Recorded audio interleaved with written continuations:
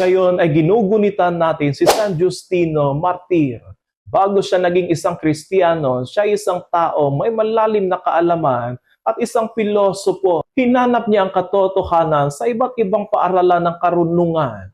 Ngunit hindi pa rin napuno ang kaniyang puso hanggang sa matagpuan niya si Kristo, ang tunay na karunungan at ang salitang nagkatawang tao. Mula noon, ang kaniyang talino ay hindi niya na ginamit para sa sarili lamang, kundi para ipagtanggol at ipahayag ang pananampalataya. Si San Justino ay napakahalaga sa kasaysayan ng simbahan sapagkat siya ay isa sa mga unang apologista, mga tagapagtanggol ng pananampalataya ng ating simbahan. Sa panahong maraming maling akala tungkol sa mga Kristiyano, siya ay sumulat upang ipaliwanag kung ano talaga ang pananampalatayang Kristiyano. Ipinakita niya na ang Kristyanismo ay hindi kalaban ng katwiran.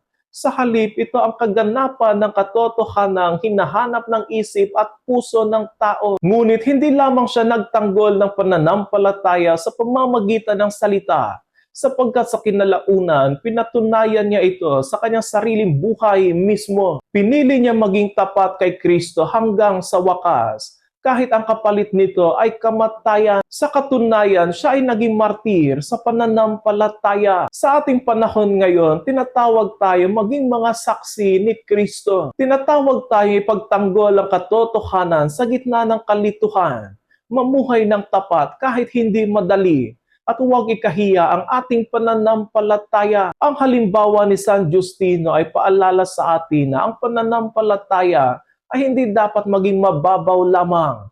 Dapat natin itong aralin, pagnilayan at isabuhay. Sa paggunitan natin kay San Justino, hilingin natin ang biyaya magkaroon ng pusong laging naghahanap ng katotohanan at tapang na manindigan para rito. Naway tulad niya, maggamit natin ang ating isip upang makilala ang Diyos, ang ating salita upang ipahayag siya, at ang ating buhay upang patotohanan ang kaniyang pag-ibig. San Justino, ipanalangin mo kami.